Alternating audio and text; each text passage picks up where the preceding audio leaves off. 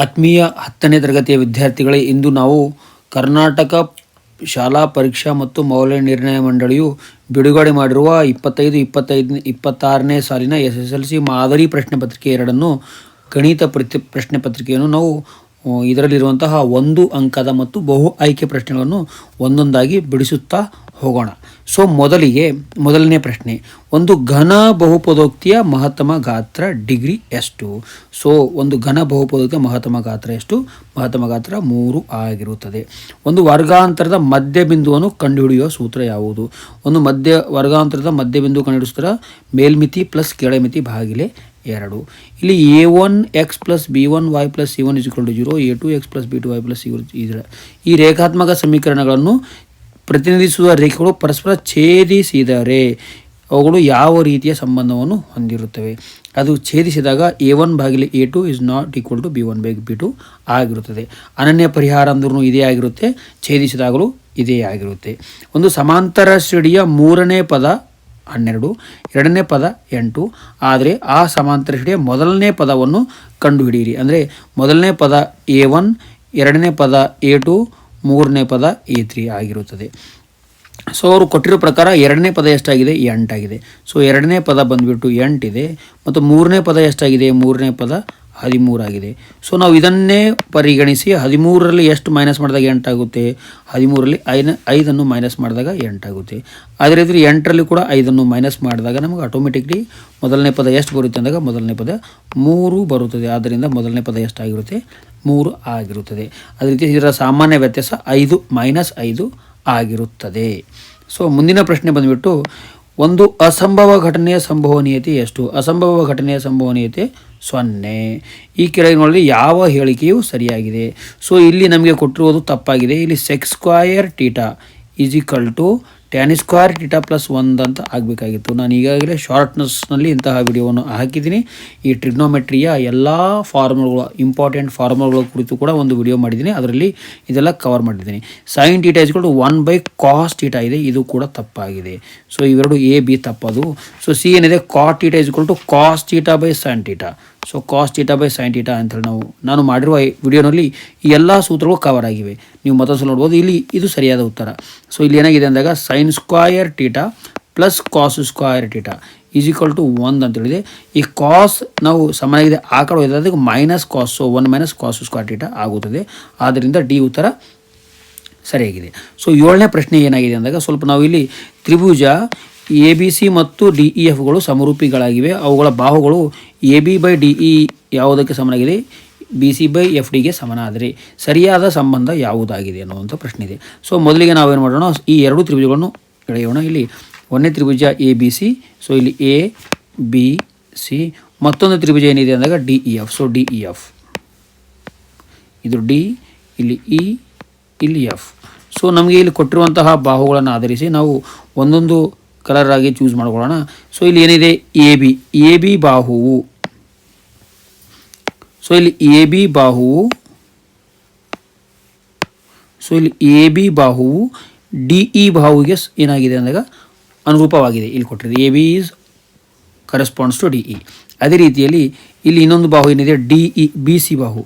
So BC ಬಾಹು ಏನಾಗಿದೆ ಅಂದಾಗ BC, ಇಲ್ಲಿ ಮೇಲ್ಗಡೆ BC ಇದೆ, ಆದ್ದರಿಂದ BC ಬಾಹು, ಇಲ್ಲಿ BC ಇದೆ. ಇದು BCಗೆ FD ಬಾಹು ಅನುರೂಪವಾಗಿದೆ. FD ಏನಿದೆ? FD ಈ ಬಾಹು. ಈಗ ನಮಗೆ ಉಳಿದಿರೋ ಬಾಹು ಯಾವುದು? ಸೊ ಗ್ರೀನ್ ತೆಗೆದುಕೊಳ್ಳೋಣ. ಸೊ AC ಯು ಯಾವುದಕ್ಕೆ? FDಗೆ ಸಮರೂಪಿ ಆಗಿರುತ್ತದೆ. ಸೊ ನಾವು ಇಲ್ಲಿ ಬರೀಬೇಕಾದಾಗ ಏನು ಮಾಡಬೇಕಂದಾಗ ಇಲ್ಲಿ ನಮಗೆ ಏನು ಕೊಟ್ಟಿದ್ರೆ ಇಲ್ಲಿ A ಸರಿಯಾಗಿ ಯಾವುದು ಸರಿಯಾದ ಸಂಬಂಧವನ್ನು ಹೊಂದಿದೆ? ಸರಿಯಾದ ಸಂಬಂಧ ಇಲ್ಲಿ ನೋಡೋಣ. B and E. ಇಲ್ಲಿ B ಕೋನ ಎಲ್ಲಿದೆ? ಇಲ್ಲಿ ಯೆಲ್ಲೋ ಆ್ಯಂಡ್ ಪರ್ಪಲ್ ಕಲರ್ ನೋಡಿದೆ. ಇಲ್ಲೂ ಕೂಡ ಯೆಲ್ಲೋ ಆ್ಯಂಡ್ ಪರ್ಪಲ್ D, ಅಂದರೆ B ಕೋನವು D ಕೋನಕ್ಕೆ ಸಮನಾಗಿರುತ್ತದೆ. ಅದರಿಂದ ಇದು ತಪ್ಪಾಗಿದೆ. ಸೊ B ಕೋನ ಯಾವುದಕ್ಕೆ ಸಮನಾಗಿರಬೇಕು? ಇಲ್ಲಿ ಯೆಲ್ಲೋ, ಈ ಕಡೆ ಯೆಲ್ಲೋ ಇದೆ, ಯೆಲ್ಲೋ ಆ್ಯಂಡ್ ಪರ್ಪಲ್. ಸೊ ಇಲ್ಲಿ ಕೂಡ ರಾಂಗ್ ಇದೆ. ಸೊ ನೆಕ್ಸ್ಟ್ ನೋಡೋಣ, A ಕೋನ ಮತ್ತು D ಕೋನ. A ಕೋನ ಇವು D ಕೋನಕ್ಕೆ ಅನುರೂಪ ಕೋನ ಆಗಿದೆಯೇ ಇಲ್ಲವೇ? ಇಲ್ಲಿ yellow and green. So yellow and green ಇರೋದು ಯಾವುದು? ಇದು ಇಲ್ಲಿ ಎರಡು. ನೆಕ್ಸ್ಟ್ ಇಲ್ಲಿ ಬಂದುಬಿಟ್ಟು ಇಲ್ಲಿ ಸ್ಟಾರ್ ಹಾಕೋಣ. ಈ C ಕೋನವು ಯಾವುದಕ್ಕೆ ಸಮನಾಗಿರುತ್ತೆ ಅಂದಾಗ Fಗೆ ಸಮನಾಗಿರುತ್ತದೆ, F. ಸೊ ಈ ರೀತಿ ಸ್ಟಾರ್. ಸೊ ನಾವಿಲ್ಲಿ ನೋಡೋಣ. ಮೊದಲೇ ಇದು ಕೂಡ ತಪ್ಪಾಗಿದೆ, A ಆ್ಯಂಡ್ D. ಈಗ B and D. So B ಕೋನವು ಯಾವುದಕ್ಕೆ ಸಮನಾಗಿದೆ? ಇಲ್ಲಿ ಒಂದು ಗೆರೆ, ಇಲ್ಲಿ ಡಿ ಗೆರೆ. ಸೊ ಅಂದರೆ ಸಿ ಆಪ್ಷನ್ ಸರಿಯಾದ ಉತ್ತರ ಆಗಿದೆ. ಇಲ್ಲಿ ಎ ಎಫ್ ಇಲ್ಲಿ ನೋಡೋಣ, ಎ ಬಲ್ಲಿ 2 ಗೆರೆ ಇವೆ, ಎಫ್ ಬಲ್ಲಿ ಸ್ಟಾರ್ ಇದೆ, ಆದ್ದರಿಂದ ಎ ಎಫ್ ಕೂಡ ತಪ್ಪಾಗಿರುತ್ತದೆ. ಆದ್ದರಿಂದ ಸರಿಯಾದ ಉತ್ತರ ಯಾವುದು? ಸಿ ಉತ್ತರ ಸರಿಯಾಗಿದೆ. ಇಲ್ಲಿ ಮುಂದಿನ ಪ್ರಶ್ನೆ ಬಂದ್ಬಿಟ್ಟು ಏನಾಗಿದೆ ಅಂದಾಗ 64 ಸೆಂಟಿಮೀಟರ್ ಘನಫಲವನ್ನು ಹೊಂದಿರುವ 2 ವರ್ಗ ಘನಗಳನ್ನು ಮುಖಗಳ ಸೇರಿಸಿ ಒಂದೇ ಆಯತ ಘನಾಕೃತಿಯನ್ನು ತಯಾರಿಸಿದೆ. ಆಯತ ಘನಾಕೃತಿಯ ಅತ್ಯಂತ ಉದ್ದವಾದ ಅಂಚಿನ ಅಳತೆಯನ್ನು ಎಷ್ಟಾಗಿದೆ ಅಂತ ಅರ್ಥ. ಸೊ ಇಲ್ಲಿ ಫಸ್ಟು ಒಂದು ಘನ ಇದೆ, 2 ಘನ ಚೌಕ ಘನಗಳಿವೆ, 1ನೇ ಘನ ಮತ್ತು 2ನೇ ಘನ. ಈ ಒಂದು ಘನದ ಘನಫಲ ಎಷ್ಟು? 64 ಸೆಂಟಿಮೀಟರ್ ಕ್ಯೂಬ್ ಇದೆ. ಇಂತಹ ಘನಗಳನ್ನು ಒಂದರ ಪಕ್ಕದಲ್ಲಿ ಒಂದು, ಸೊ ಇದರ ಪಕ್ಕದಲ್ಲಿ ಮತ್ತೊಂದು ಚೌಕ ಘನವನ್ನು ಅವರು ಇಟ್ಟಿರುತ್ತಾರೆ. ಸೊ ಒಂದರ ಪಕ್ಕದಲ್ಲಿ ಒಂದು ಇರುವಂತೆ ಏನು ಮಾಡಿದ್ದಾರೆ ಅಂದಾಗ ಘನಗಳನ್ನು ಇರಿಸಿದ್ದಾರೆ. ಸೊ ಈ ರೀತಿಯಲ್ಲಿ ಒಂದರ ಪಕ್ಕದಲ್ಲಿ ಒಂದು ಘನಗಳನ್ನು ಇರಿಸಿದ್ದಾರೆ. ಇದರ ಘನಫಲವು ಕೂಡ 64 ಆಗಿದೆ. ಈ ರೀತಿ 2 ಘನಗಳನ್ನು ಇರಿಸಿದಾಗ ಇದರ ಅಂದರೆ ಮೊದಲಿಗೆ ನಾವು ಈ ರೀತಿಯ ಘನಫಲಗಳು ಕೊಟ್ಟಾಗ ಒಂದು ಚೌಕದ ಘನ ಒಂದು ಬಾಹು ಎಷ್ಟಾಗಿರುತ್ತೆ ಅಂದಾಗ 64ರ ಘನಮೂಲ, 64ರ ಘನಮೂಲ 4, ಅಂದರೆ ಇದರ ಬಾಹು ಎಷ್ಟಾಗುತ್ತೆ? 4. ಸೊ ಇದ್ರ ಬಾಹು ಕೂಡ 4 ಆಗುತ್ತೆ. ಸೊ 4 + 4 ಎಷ್ಟಾಗುತ್ತೆ? 8 ಆಗುತ್ತೆ. ಅಂದರೆ ಇದರ ಒಂದು ಅತ್ಯಂತ ದೊಡ್ಡ ಬಾಹುವಿನ ಉದ್ದ ಎಷ್ಟಾಗುತ್ತೆ ಅಂದಾಗ 8 ಸೆಂಟಿಮೀಟರ್ ಆಗುತ್ತದೆ.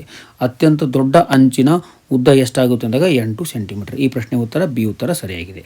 ಈಗ ನಾವು 1 ಅಂಕದ ಪ್ರಶ್ನೆಗಳನ್ನು ಒಂದೊಂದಾಗಿ ನೋಡೋಣ. ಅಂಕಗಣಿತದ ಮೂಲ ಪ್ರಮೇಯವನ್ನು ಬರೆಯಿರಿ. ಅಂಕಗಣಿತದ ಮೂಲ ಪ್ರಮೇಯ ಏನು ಹೇಳುತ್ತೆ ಅಂದಾಗ ಯಾವುದೇ ಒಂದು ಸಂಯುಕ್ತ ಸಂಖ್ಯೆಯನ್ನು ನಾವು ಅದರ ಅವಿಭಾಜ್ಯ ಅಪವರ್ತನಗಳ ಗುಣಲಬ್ಧವಾಗಿ ಬರೆಯಬಹುದು. ಈ ಗುಣಲಬ್ಧವು ಅವುಗಳ ಘಟಿಸುವ ಕ್ರಮವನ್ನು ಹೊರತುಪಡಿಸಿದರೆ ಅನನ್ಯವಾಗಿರುತ್ತದೆ ಅನ್ನುವಂತಹ ಹೇಳಿಕೆ ಇದೆ. ನೀವು ಬುಕ್ಕಲ್ಲಿರುವುದನ್ನು ಓದಿಕೊಳ್ಳಬಹುದು.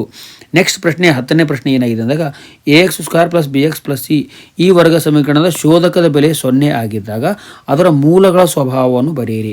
ಮೂಲಗಳು ಏನಾಗಿರುತ್ತೆ ಅಂದಾಗ ವಾಸ್ತವ ಮತ್ತು ಸಮ ಇಷ್ಟು ಬರೆದರೆ ಸಾಕು. ವಾಸ್ತವ ಅಥವಾ ಸಮನಾದ ವಾಸ್ತವ ಮೂಲಗಳು ಹೊಂದಿರುತ್ತದೆ. ವಾಸ್ತವ ಮತ್ತು ಸಮನಾದ ಮೂಲಗಳು ಹೊಂದಿರುತ್ತದೆ ಅಥವಾ ಸಮನಾದ ವಾಸ್ತವ ಮೂಲಗಳು ಹೊಂದಿರುತ್ತದೆ ಅನ್ನುವಂತಹ ಉತ್ತರ ನಾವು ಬರೆಯಬಹುದು.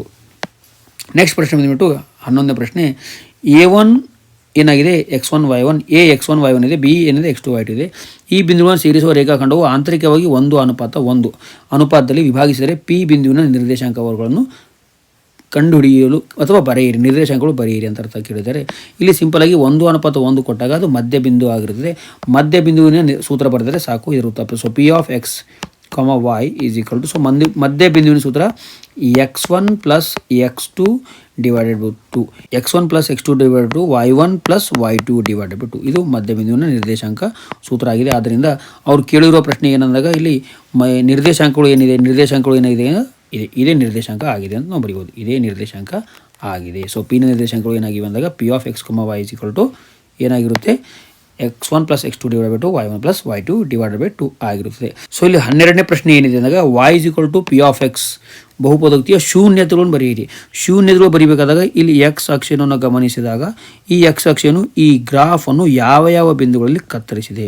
ಸೊ ಈ ಅಕ್ಷೆಯು ಇಲ್ಲಿ 2 ಬಿಂದುವಿನಲ್ಲಿ ಕತ್ತರಿಸಿದೆ, ಅದಕ್ಕೆ -1. ಆದ್ದರಿಂದ ಇದರ ಶೂನ್ಯತೆಗಳು ಎಕ್ಸ್ನ ಬೆಲೆ ಎಷ್ಟಾಗಿದೆ ಅಂದಾಗ 1 2, ಇನ್ನೊಂದು -1. ಇದರ ಶೂನ್ಯತೆಗಳು 2 x 2 ಮತ್ತು -1. ಸೊ 13ನೇ ಪ್ರಶ್ನೆ.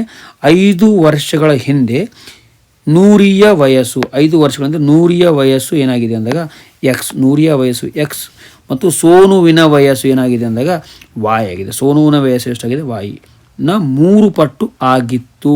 5 ವರ್ಷಗಳ ಹಿಂದೆ ಸೋನುವಿನ ವಯಸ್ಸು ನೂರಿಯ ವಯಸ್ಸಿನ 3 ಪಟ್ಟು ಆಗಿತ್ತು. ನಾವು ಇಂಥ ಬಂದಾಗ ಏನು ಮಾಡಬೇಕು? ಒಂದು ಟೇಬಲ್ ಹಾಕಿಬಿಡ್ಬೇಕು. ಇಲ್ಲಿ ನೂರಿ ಮತ್ತು ಅದೇ ರೀತಿ ಇಲ್ಲಿ ಸೋನು.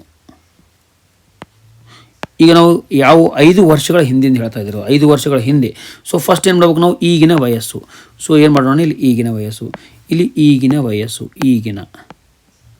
ಸೊ ಈಗಿನ ವಯಸ್ಸು ನೂರಿಯ ವಯಸ್ಸು ಎಷ್ಟಾಗಿದೆ? ಎಕ್ಸ್, ಸೋನುವಿನ ವಯಸ್ಸು ಎಷ್ಟಾಗಿದೆ? ವಾಯ್. ಸೊ ನಾವು ಈಗ ಏನು ಮಾಡ್ಬೇಕು? 5 ವರ್ಷಗಳ ಹಿಂದೆ. 5 ವರ್ಷಗಳ ಹಿಂದೆ ಅಂದಾಗ ಏನಾಗುತ್ತೆ? 5 ವರ್ಷಗಳ ಹಿಂದೆ. 5 ವರ್ಷಗಳ ಹಿಂದೆ ಅಂದಾಗ ನಾವೇನು ಮಾಡ್ತೀವಿ ಅಂದಾಗ 5 ಮೈನಸ್ ಮಾಡ್ತೀವಿ. ಸೊ ನೂರಿಯ ವಯಸ್ಸು ಎಷ್ಟಾಗುತ್ತೆ? ನೂರಿಯ ವಯಸ್ಸು ಎಕ್ಸ್ನಲ್ಲಿ 5 ಮೈನಸ್ ಮಾಡಿದಾಗ ಎಕ್ಸ್ -5 ಆಗುತ್ತೆ.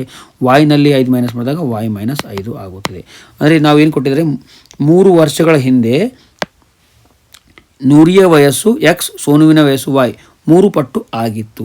ಸೊ ನಾವೇನು ಮಾಡ್ಬೋದು ಅಂದಾಗ ಇಲ್ಲಿ ನೂರಿ ಏನಾಗಿದೆ, ನೂರಿಯ ವಯಸ್ಸು ಸೋನುವಿನ ವಯಸ್ಸಿಗೆ 3 ಪಟ್ಟು. So Sonu into 3. So Sonu into ಏನು ಮಾಡ್ಬೋದು, ಸೋನು ಇಂಟು 3 ಅಂತೇಳಿ ನಾವು ಮಾಡ್ಬೋದು. ಸೊ ನೂರಿಯ ವಯಸ್ಸು ಏನಾಗಿದೆ, x minus 5 is equal to ಏನು ಬರ್ಬೋದು ಅಂತ, ಸೋನು ಇದೇನಾಗಿದೆ ವೈ ಮೈನಸ್ 5 ಇಂಟು 3 ಅಂತೇಳಿ ನಾವು ಬರೀಬೋದು. ಸೊ ಇಲ್ಲಿ ಏನಾಗುತ್ತೆ ಅಂದಾಗ x minus 5 as it is ಬರ್ಕೊಂಡು ವೈ ಇಂಟು 3 ಏನಾಗುತ್ತೆ, ವೈ ಇಂಟು 3 3y ಮೈನಸ್ 3 5 ಎಷ್ಟು 15. ಸೊ ಈ ವಾಯನ್ನು ಈ ಕಡೆ ತೆಗೆದುಕೊಂಡು 5 ಆ ಕಡೆ ಹೋದಾಗ x minus 3y is equal to minus 15 plus 5 ಆಗುತ್ತೆ. ಈ ಪ್ಲಸ್ 5 ಹಾಕೊಡಿದಾಗ ಮೈನಸ್ 5 ಹಾಕೊಡೋದು plus 5. So x minus 3y is equal to minus 10 ಬರುತ್ತದೆ. ನೆಕ್ಸ್ಟ್ ಪ್ರಶ್ನೆ ಬಂದ್ಬಿಟ್ಟು ಬಾಹುಗಳ ಸಂಖ್ಯೆ ಸಮನಾಗಿರುವ 2 ಬಹುಭುಜಾಕೃತಿಗಳ ಸಮರೂಪತೆಗಿರುವ ನಿಬಂಧನೆಗಳನ್ನು ಬರೆಯಿರಿ. ಸೊ ಸಮರೂಪತೆ 2 ಬಹುಭುಜಾಕೃತಿಗಳು ಸಮರೂಪವಾಗಿರಬೇಕಾದ್ರೆ ಮೊದಲನೇ ನಿಬಂಧನೆ ಏನಂದಾಗ ಅನುರೂಪ ಕೋನಗಳು ಸಮನಾಗಿರಬೇಕು. ಅನುರೂಪ ಕೋನಗಳು ಏನಾಗಿರಬೇಕು, ಸಮನಾಗಿರಬೇಕು. ಅನುರೂಪ ಕೋನಗಳು ಸಮ ಇರಬೇಕು. ಎರಡನೇ ನಿಬಂಧನೆಗೆ ಅನುರೂಪ ಬಾಹುಗಳು ಸಮ ಅನುಪಾತದಲ್ಲಿರಬೇಕು.